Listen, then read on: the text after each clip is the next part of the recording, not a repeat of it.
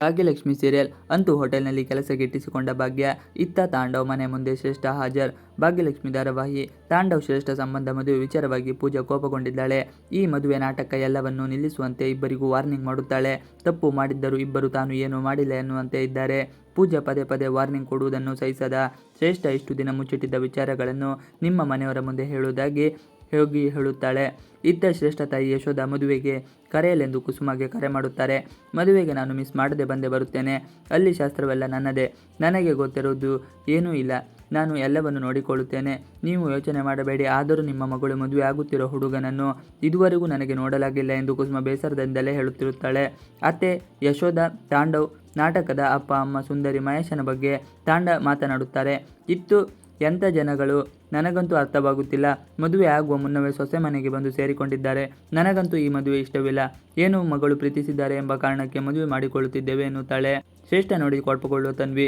ಕುಸುಮ ಹೀಗೆ ಯಶೋಧ ಜೊತೆ ಮಾತನಾಡುವಾಗ ಶ್ರೇಷ್ಠ ತಾಂಡವ್ ಮನೆ ಮುಂದೆ ಬಂದು ನಿಲ್ಲುತ್ತಾಳೆ. ಹಿಂದೆ ಬರುವ ತಾಂಡವ್ ಪರಿಸ್ಥಿತಿ ಅರ್ಥ ಮಾಡಿಕೋ. ಮನೆಯವರಿಗೆ ಇದೆಲ್ಲವನ್ನು ಹೇಳುವ ಅಗತ್ಯವಿಲ್ಲ ಎನ್ನುತ್ತಾನೆ. ನೀನು ನನ್ನ ಪರಿಸ್ಥಿತಿ ಅರ್ಥ ಮಾಡಿಕೊಳ್ಳುತ್ತಿದ್ದೀಯಾ? ನಾನು ನೀನು ಮದುವೆ ಆಗುತ್ತಿದ್ದೇವೆ ಎಂದರೆ ಮಧ್ಯೆ ಬರಲು ಪೂಜೆ ಯಾರು? ಇವತ್ತು ಎಲ್ಲವೂ ನಿಮ್ಮ ಮನೆಯವರಿಗೆ ತಿಳಿಯಲೇಬೇಕು ಎನ್ನುತ್ತಾಳೆ. ಮನೆ ಒಳಗೆ ಹೋಗುವ ಶ್ರೇಷ್ಠಳನ್ನು ತಾಂಡವ್ ಕೈ ಹಿಡಿದು ನಿಲ್ಲಿಸುತ್ತಾನೆ. ಅದೇ ಸಮಯಕ್ಕೆ ತನ್ವಿ ಮನೆಗೆ ಬರುತ್ತಾಳೆ. ಶ್ರೇಷ್ಠ ಆಂಟಿ, ಕೈ ಏಕೆ ಹಿಡಿದುಕೊಂಡಿದ್ದೀರಿ ಎಂದು ಕೇಳುತ್ತಾಳೆ. ಶ್ರೇಷ್ಠ ಕಾಲು ಜಾರಿ ಕೆಳಗೆ ಬೀಳುತ್ತಿದ್ದಳು. ಅದನ್ನು ತಡೆಯಲು ಹಿಡಿದುಕೊಂಡೆ ಎನ್ನುತ್ತಾನೆ ತಾಂಡವ್. ನೀನು ಹಿಡಿದುಕೊಂಡಿರುವುದು ಈ ರೀತಿ ಇರಲಿಲ್ಲ. ಆಂಟಿ, ನಿಮಗೆ ನಾಚಿಕೆ ಆಗುವುದಿಲ್ಲವಾ? ಯಾವಾಗಲೂ ಅಪ್ಪನ ಹಿಂದೆ ಸುತ್ತುತ್ತಾ ಇರುತ್ತೀರಿ ಎಂದು ಕೋಪಗೊಳ್ಳುತ್ತಾಳೆ.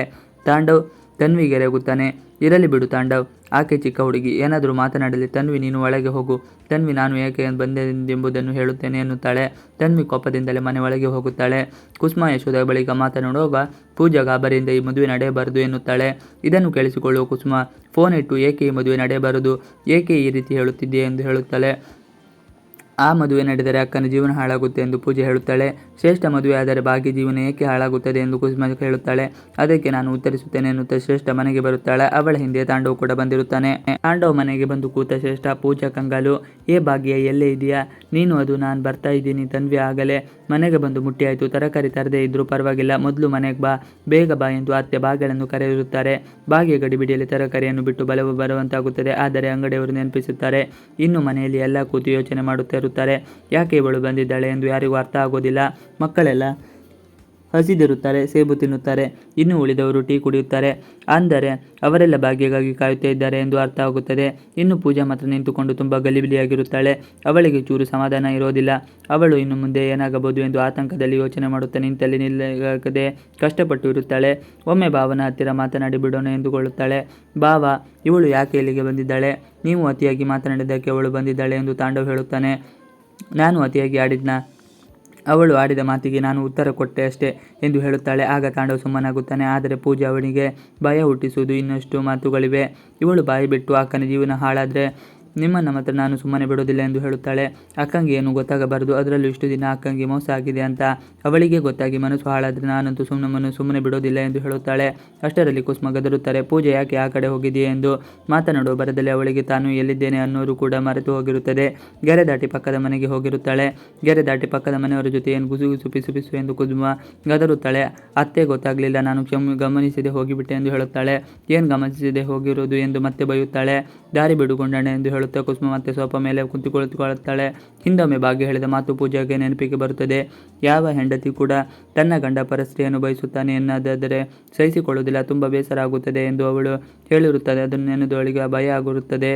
ಶ್ರೇಷ್ಠ ಹಾಗೂ ತಾಂಡವ್ ಕಣ್ಣಲ್ಲಿ ಭಯ ಹುಟ್ಟಿಸಿದ ಪೂಜಾ ಅಕ್ಕನ ಬದುಕು ಸರಿ ಮಾಡೋಕೆ ತಂಗಿನೇ ಸರಿ. ತಾಂಡವ್ ಸುಮ್ಮನಿರು ಅಂದರೂ ಶ್ರೇಷ್ಠ ಮಾತ್ರ ಮಾತನಾಡೋದನ್ನು ನಿಲ್ಲಿಸಲೇ ಇಲ್ಲ. ಇದರಿಂದಾಗಿ ಪೂಜೆ ಸಿಟ್ಟು ನೆತ್ತಿಗೇರಿದೆ. ಅವಳ ಹತ್ತಿರ ಶ್ರೇಷ್ಠ ಚಾಲೆಂಜ್ ಮಾಡಿದ್ದಾಳೆ. ನಿನ್ನ ಹತ್ತಿರ ಏನು ಮಾಡೋಕ್ಕಾಗಲ್ಲ, ಬೇಕಿದ್ರೆ ನೋಡ್ತಾ ಇರು ಎಂದು ಹೇಳಿದ್ದಾಳೆ. ಇದರಿಂದಾಗಿ ಪೂಜೆಗೆ ತುಂಬ ಕೋಪ ಬಂದಿದೆ. ಇವರಿಬ್ಬರು ಈ ಮಟ್ಟಿಗೆ ಬೆಳೆದಿದ್ದಾರೆ ಅನ್ನೋದು ಗೊತ್ತೇ ಆಗಿಲ್ಲ ಅವಳಿಗೆ. ಯಾಕೆಂದರೆ ಇನ್ನು 10 ದಿನಗಳಲ್ಲಿ ನಾನು ಮದುವೆ ಆಗ್ತಾ ಇದ್ದೀನಿ ಅನ್ನೋದನ್ನು ಶ್ರೇಷ್ಠ ಕಟ್ಟುನಿಟ್ಟಾಗಿ ಹೇಳಿರುತ್ತಾಳೆ. ಅವಳಿಗೆ ಯಾವ ಭಯನೂ ಇರೋದಿಲ್ಲ. ಆದರೆ ಯಾವಾಗ ಪೂಜೆ ಅವರಿಬ್ಬರಿಗೆ ವಾರ್ನ್ ಮಾಡಿದ್ಲೋ ಆಗ ಅವರಲ್ಲಿ ಭಯ ಹುಟ್ಟೋಕೆ ಆರಂಭ ಆಗಿದೆ. ಹೀಗಿರುವಾಗ ಮುಂದೇನಾಗಿದೆ ಎಂಬುದನ್ನು ಕಾದು ನೋಡಬೇಕು. ಏನು ಹೆದರಿಸ್ತಾ ಇದೆಯಾ ಎಂದು ತಾಂಡವ್ ಕೇಳುತ್ತಾಳೆ. ಆಗ ಪೂಜಾ, ಹೌದು, ನಾನು ಹೆದರಿಸುತ್ತಾನೆ ಇದ್ದೀನಿ. ಇಷ್ಟು ದಿನ ನೀವು ಸರಿ ಆಗ್ತೀರಾ ಅಂತ, ಅಕ್ಕನ ಬದುಕು ಸರಿ ಆಗುತ್ತೇನೆ ಅಂತಾನೆ ಅಂದ್ಕೊಂಡಿದ್ದೆ.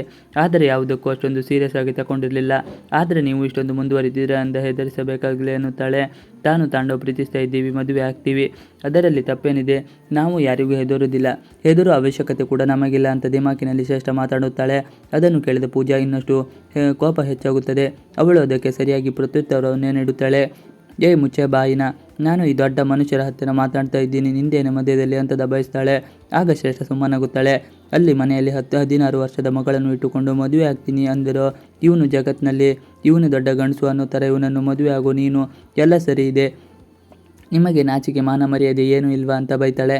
ಬಾಬಾ ಇನ್ನು 3 ದಿನ ಅಷ್ಟರಲ್ಲಿ ನೀವು ಸರಿ ಹೋಗಬೇಕು, ಆದ್ಬಿಟ್ಟು ಮದುವೆಗಿದ್ವಿ ಅಂತ ನನ್ನ ಕಿವಿಗೆ ಬಿದ್ದರೆ ನಾನು ಏನು ಮಾಡ್ತೀನೋ ನನಗೆ ಗೊತ್ತಿಲ್ಲ, ಸಾಕು ನಿಮ್ಮ ಲವ್ ಅಂತ ಅವಳು ಹೇಳ್ತಾಳೆ. ಇಷ್ಟು ವರ್ಷ ಕಾಪಾಡಿಕೊಂಡು ಬಂದಿರೋ ಮರ್ಯಾದೆ ಪುರುಷೋತ್ತಮನ ಪಟ್ಟಾನ ಹೇಗೆ ಕಿತ್ತಾಕ್ತೀನಿ ಅಂತ ನೋಡ್ತಾ ಇರಿ ಅಂತಾಳೆ.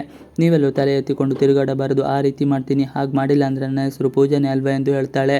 ಅವಳು ಅಷ್ಟು ಜೋರಾಗಿ ಕೂಗಾಡಿ ಇವರಿಗೆ ಬೈದು ಹೋಗುವುದನ್ನು ನೋಡಿ ಇಬ್ಬರಿಬ್ಬರು ಮನಸ್ಸಿನಲ್ಲಿ ಭಯ ಆಗೋಕೆ ಆರಂಭವಾಗುತ್ತದೆ.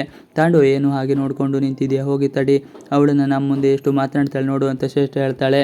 ನಿನ್ನಿಂದ ತಪ್ಪು ಆಗಿ ಯಾಕೆ ಅವಳ ಮುಂದೆ ನೀನು ಕೂಗಬೇಡಿತ್ತು ಎಂದು ತಾಂಡವ್ ಹೇಳ್ತಾನೆ. ಕೆಲಸ ಹುಡುಕುವುದೇ ಭಾಗ್ಯಕ್ಕೆ ಸವಾಲು. ಶ್ರೇಷ್ಠದಿಂದ ತಾಂಡವ್ಗಿಲ್ಲ ಉಳಿಕಲ.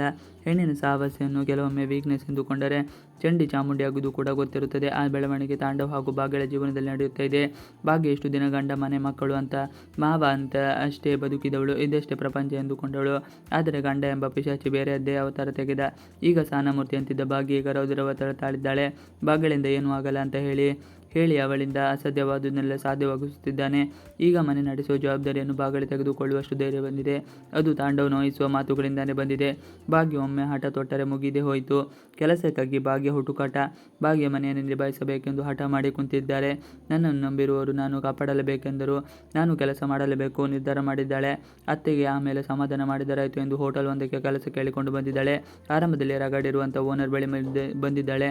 ಆತ ಇರುವವರೆಗೇನೆ ಸಂಬಳ ಕೊಡುವುದಕ್ಕೆ ಕಿರುಚಾಡುತ್ತಿದ್ದಾನೆ. ಇನ್ನು ಭಾಗ್ಯಳಿಗೆ ಕೆಲಸ ಸಂಬಳ ಕೊಡುತ್ತಾನೆ. ಗಂಡನ ಮಾತುಗಳಿಂದ ಬಂದಿದೆ ಹಠ. ಆರಂಭದಲ್ಲಿ ಆ ವ್ಯಕ್ತಿಯ ನಡವಳಿಕೆ ನೋಡಿ ಭಾಗ್ಯ ಹೊರಗೆ ಬಂದು ಬಿಟ್ಟಳು. ಆದರೆ ಅದೇ ರೀತಿ ಇದ್ದರೆ ನಡೆಯುತ್ತಾ ಮತ್ತೆ ಗಂಡನ ಅನುಮಾನವಾದ ಮಾತುಗಳು ನೆನಪಿಗೆ ಬಂದಿದೆ. ಇದೀಗ ಹೊರಗೆ ಬಂದಿದ್ದವಳು ಮತ್ತೆ ಹೋಟೆಲ್ ಒಳಗೆ ಹೋಗಿದ್ದಾಳೆ. ಆದರೆ ಯಾವುದೇ ಪ್ರಯೋಜನವಾಗಿಲ್ಲ. ಆ ಓನರ್ ಮತ್ತೆ ಜೋರು ಧ್ವನಿಯಲ್ಲಿ ಮಾತನಾಡಿದ್ದಾರೆ. ಭಿಕ್ಷೆ ಕೇಳಲು ಬಂದವರಂತೆ ನಡೆದುಕೊಂಡಿದ್ದಾನೆ.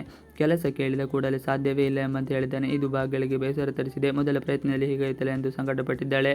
ಶ್ರೇಷ್ಠಳಿಂದ ಹೇಗೆ ತಪ್ಪಿಸಿಕೊಳ್ತಾಳೆ. ಇತ್ತ ಪೂಜಾ ಬಂದು ಜೋರ ಗಲಾಟೆ ಮಾಡಿದ್ದಾಳೆ. ಇದಕ್ಕೆ ಬಗ್ಗದೆ ಶ್ರೇಷ್ಠ, ಹೌದು ಕಣೆ, ಏನಿವಾಗ ನಾನು ತಾಂಡವ್ ಇನ್ನು 10 ದಿನದಲ್ಲಿ ಮದುವೆ ಆಗ್ತಿದ್ದೀವಿ, ನಿನ್ನಿಂದ ಏನು ಮಾಡೋದಕ್ಕೆ ಸಾಧ್ಯ ಎಂದು ಪ್ರಶ್ನೆ ಮಾಡಿದ್ದಾಳೆ. ಇದರಿಂದ ರೊಚ್ಚಿಗೆದ್ದ ಪೂಜಾ, ಅದೇಗೆ ಮದುವೆ ಆಗುತ್ತೀರಿ ನೋಡುತ್ತೀನಿ ಎಂದು ಎಚ್ಚರಿಕೆ ಕೊಟ್ಟು ಹೋಗಿದ್ದಾಳೆ. ಈಗ ಶ್ರೇಷ್ಠ ಕೂಡ ಒಂದೇ ಹೆಜ್ಜೆ ಮುಂದಿಟ್ಟು ತಾಂಡವ್ ಮನೆಯವರಿಗೆ ಸತ್ಯ ಹೇಳ್ತೀನಿ ಎಂದು ಹೊರಟಿದ್ದಾಳೆ. ಶ್ರೇಷ್ಠಳಿಂದ ಬಯಲಾಗುತ್ತಾ ಸತ್ಯ. ಪೂಜೆ ಜೊತೆಗೆ ಜಗಳವಾದ ಮೇಲೆ ತಾಂಡವ್ ಶ್ರೇಷ್ಠಳನ್ನು ಹುಡುಕಿದ್ದಾನೆ. ಕಾಣದೇ ಇದ್ದಾಗ ಕಾಲ್ ಮಾಡಿದ್ದಾನೆ. ಆದರೆ ಆಗಲೇ ಶ್ರೇಷ್ಠ ಶಾಕಿ ನ್ಯೂಸ್ ಕೊಟ್ಟಿದ್ದಾಳೆ. ನಾನು ನಿಮ್ಮ ಮನೆಗೆ ಹೋಗ್ತಾ ಇದ್ದೀನಿ, ಎಲ್ಲ ಸತ್ಯವನ್ನು ಹೇಳಿ ಬರುತ್ತೀನಿ ಎಂದಿದ್ದಾಳೆ. ಇದು ತಾಂಡವ್ಗೆ ನಡುಕ ಹುಟ್ಟಿಸಿದೆ. ಆತ ಕೂಡ ಮನೆ ಹೊರಡೆಗೆ ಹೊರಟಿದ್ದಾನೆ. ಶ್ರೇಷ್ಠ ಸತ್ಯ ಹೇಳಿದರೆ ನನ್ನ ಜೀವನವೇ ಹಾಳಾಗಿ ಹೋಯ್ತಲ್ಲ ಎಂಬ ಭಯದಲ್ಲಿದ್ದಾನೆ. ಶ್ರೇಷ್ಠ ತಾಂಡವನ ಮನೆಗೆ ಬಂದು ನಿಂತಿದ್ದಾಳೆ. ಧೈರ್ಯ ಮಾಡಿ ಸತ್ಯ ಹೇಳುವ ಸಬರಿಗೆ ಹೋಗುವುದು ಕಷ್ಟ. ಇವತ್ತಿನ ಎಪಿಸೋಡ್ನಲ್ಲಿ ಏನಾಗಿದೆ ಎಂಬುದನ್ನು ಕಾದು ನೋಡಬೇಕು. ಶ್ರೇಷ್ಠಳಿಂದ ಹೇಗೆ ತಪ್ಪಿಸಿಕೊಳ್ತಾನೆ. ಇತ್ತ ಪೂಜೆ ಬಂದು ಜೋರು ಗಲಾಟೆ ಮಾಡಿದ್ದಾಳೆ. ಇದಕ್ಕೆ ಬಗ್ಗದೆ ಶ್ರೇಷ್ಠ, ಹೌದು ಕಣೆ, ಏನಿವಾಗ ನಾನು ತಾಂಡವ್ ಇನ್ನು 10 ದಿನದಲ್ಲಿ ಮದುವೆ ಆಗುತ್ತಿದ್ದೀವಿ, ನಿನ್ನಿಂದ ಏನು ಮಾಡೋದಕ್ಕೆ ಸಾಧ್ಯ ಎಂದು ಪ್ರಶ್ನೆ ಮಾಡಿದ್ದಾಳೆ. ಇದರಿಂದ ರೋಚಿಗೆದ್ದ ಪೂಜಾ, ಅದೇ ಹೇಗೆ ಮದುವೆ ಆಗುತ್ತೀರಿ ನೋಡುತ್ತೀರಿ ಅಂತ ಎಚ್ಚರಿಕೆ ಕೊಟ್ಟು ಹೋಗಿದ್ದಾಳೆ. ಈಗ ಶ್ರೇಷ್ಠ ಕೂಡ ಒಂದು ಹೆಜ್ಜೆ ಮುಂದಿಟ್ಟು ತಾಂಡವ್ ಮನೆಯವರಿಗೆ ಸತ್ಯ ಹೇಳಲು ಮುಂದಾಗಿದ್ದಾಳೆ. ಭಾಗ್ಯಲಕ್ಷ್ಮಿ ಕಲರ್ಸ್ ಕನ್ನಡ ವಾಹಿನಿಯಲ್ಲಿ ಪ್ರಸಾರವಾಗುತ್ತಿರುವ ಧಾರಾವಾಹಿಯಾಗಿದ್ದು ಇದು ಸಂಜೆಯಲ್ಲಿ ಪ್ರಸಾರವಾಗುತ್ತಿದೆ. ಈ ಧಾರಾವಾಹಿಯಲ್ಲಿ ತಾಂಡವ್ ಹೆಂಡತಿಯನ್ನು ಬಿಟ್ಟು ಬೇರೆ ಒಬ್ಬಳನ್ನು ಮದುವೆಯಾಗಲು ಪ್ರಯತ್ನ ಮಾಡುತ್ತಾ ಇದ್ದಾನೆ. ಆದರೆ ಅವನಿಗೆ ಈಗಲೇ 2 ಮಕ್ಕಳಿದ್ದಾರೆ. ಆದರೂ ಶ್ರೇಷ್ಠ ಅವಳನ್ನೇ ಮದುವೆ ಆಗಬೇಕು ಎಂದು ಹಠಕ್ಕೆ ಬಿದ್ದಿದ್ದಾನೆ. ಇವಿಷ್ಟು ಇವತ್ತಿನ ವಿಡಿಯೋ. ಈ ವಿಡಿಯೋ ನಿಮಗೆ ಇಷ್ಟ ಆದರೆ please like, share and subscribe ಮಾಡಿ. ನೀವಿನ್ನು ನಮ್ಮ ಯೂಟ್ಯೂಬ್ ಚಾನಲ್ಗೆ ಸಬ್ಸ್ಕ್ರೈಬ್ ಆಗಿಲ್ಲ ಅಂದರೆ ಬೇಗ ಸಬ್ಸ್ಕ್ರೈಬ್ ಮಾಡ್ಕೊಳ್ಳಿ. ನಾವು ಹಾಕುವಂಥ ಎಲ್ಲ ವಿಡಿಯೋಗಳು ನೋಟಿಫಿಕೇಶನ್ ಮುಖಾಂತರ ದೊರೆಯುತ್ತದೆ. Thanks for watching video. Please like, share and subscribe our channel for more videos.